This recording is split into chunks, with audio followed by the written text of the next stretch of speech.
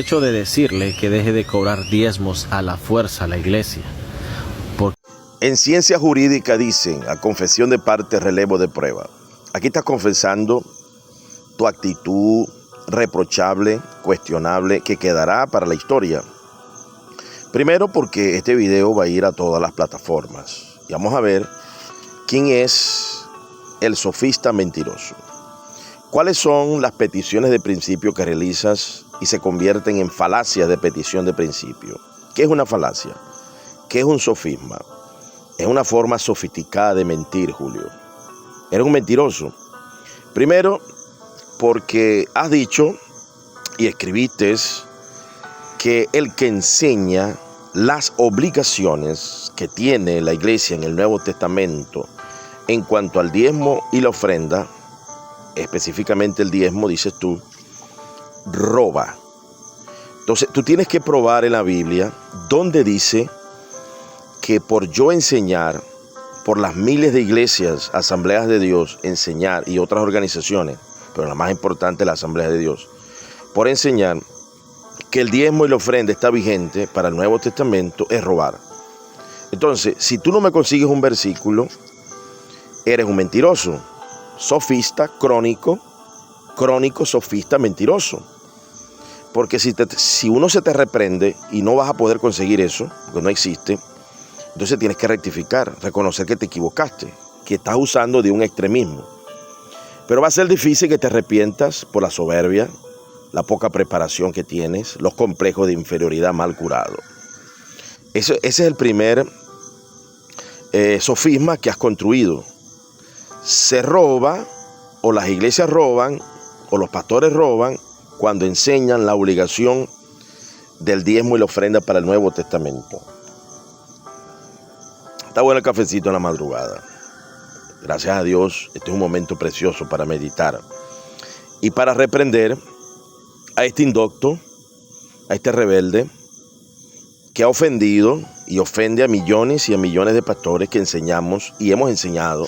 Tengo 30 años en el ministerio. Lo he enseñado y lo voy a seguir enseñando, porque la Biblia no dice eso.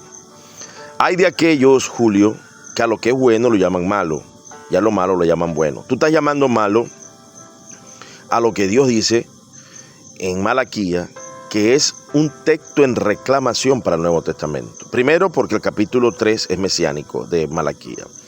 Segundo, porque Pablo funda el Evangelio sobre los profetas, dentro de eso del Antiguo Testamento. Tercero, porque Pedro dijo que hay que recordar las palabras de los apóstoles. Entonces, es un principio y valor. Dicho sea de paso, que la ley de Moisés no clasificó el retener el diezmo y la ofrenda como un pecado de muerte. La ley de Moisés condenaba irreversiblemente por pecado grave, adulterio, fornicación. Pero retener el diezmo no, porque la obligación indefectiblemente diezmará estaba sujeta a los deseos. Según desearas, era un deseo, y te alegrarás. Eso es lo que dice la ley de Moisés. Pero el diezmo no es de la ley de Moisés, el diezmo es de la ley de Abraham. Los estatutos, mandamientos que guardó Abraham pertenecen a nuestro pacto, porque es un pacto que no se invalidó. Y Jesús es el Melquisedec ahora. Si Abraham le dio a Melquisedec, nosotros le damos a Jesús. Y nosotros somos el cuerpo y Jesús es la cabeza de la iglesia. Entonces, en tus sofismas mentirosos vas a tener que probar donde dice que es pecado que miles y miles de iglesias enseñemos y miles de pastores enseñemos que es una obligación para el Nuevo Testamento dar diezmos y ofrendas. Tienes que probar.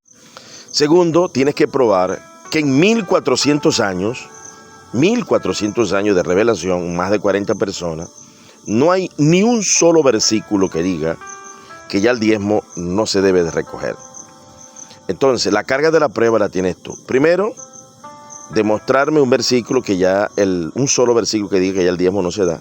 Segundo, demostrar que exigir dentro de las obligaciones como exigencia. Y otra cosa que tienes que demostrar ahorita, donde yo utilizo la fuerza. Porque Pedro dijo que no pastoreemos ejerciendo señorío. Ahora, ¿en qué momento estoy ejerciendo señorío? El señorío evidentemente no se debe de practicar. ¿Qué es el señorío? El señorío, aplicar una fuerza coercitiva. En mi iglesia, gracias a Dios, en 30 años, no se aplican fuerzas coercitivas, pero sí se enseña el riesgo y el peligro de que un creyente deje de hacer la mayordomía en cuanto al dinero y pueda caer en el pecado de idolatría y avaricia, que no herede el reino de los cielos. Entonces yo no puedo relajar el mensaje de Cristo. Jesucristo dijo en el Nuevo Testamento que aquellos que no atendían a las necesidades estaban bajo una maldición. Le dice a los de la izquierda: me viste enfermo, me viste sediento, apartados de mí, malditos, al fuego eterno. A menos que tú seas de los anticristos que están por acá, anticristo que dice que ese texto no es para la iglesia.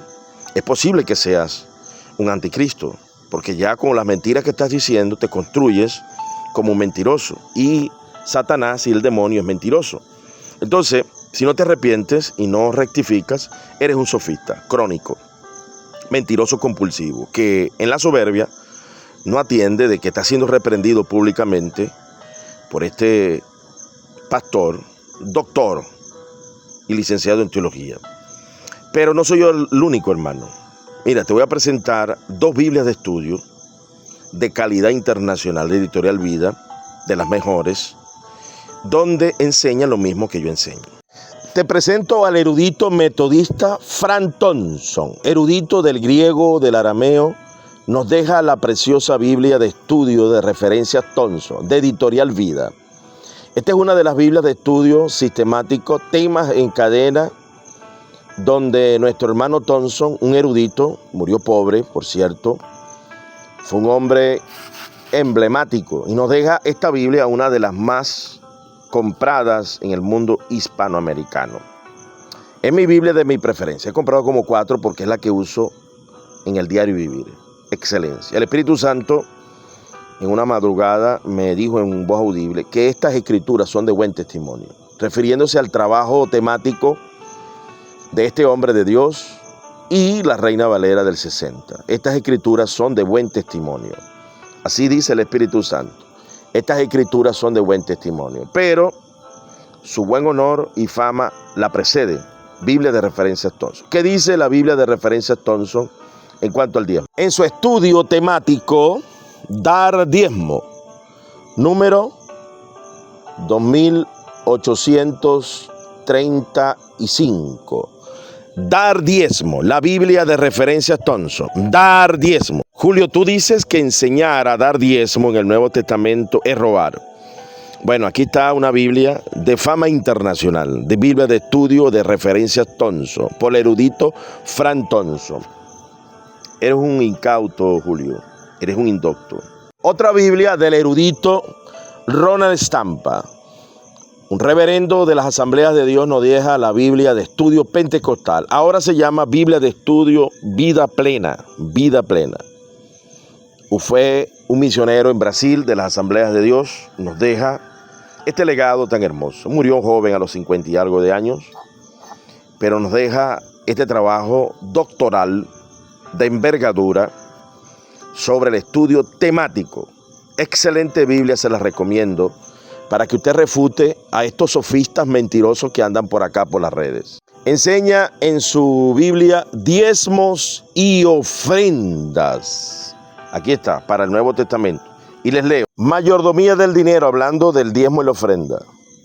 Estos ejemplos del Antiguo Testamento de los diezmos y las ofrendas sostienen importantes principios sobre la mayordomía del dinero, válidos para el creyente del Nuevo Testamento. Ronald Stampa, doctor, tiene una maestría. Y ustedes ven allí en la Biblia los doctores que están allí. Esta es la Biblia de las Asambleas de Dios. Ahora se llama Vida Plena. El apóstol Pablo dice: no acuses a un anciano. Si tú eres un anciano, un líder, a no ser por 2 testigos. Aquí hay 3 testigos. Biblia de estudio de referencias Thompson. Biblia de estudio Vida Plena. Biblia de estudio pentecostal. Tú dices que eres pentecostal. Y Efimio Zambrano. 3 doctores te refutan y te dicen: Julio, arrepiéntete de los sofismas y mentiras y la calumnia que haces contra todos los pastores que enseñamos, que es una obligación. La palabra obligación significa deber. No es una fuerza coercitiva como tú dices que yo hago. mentiroso.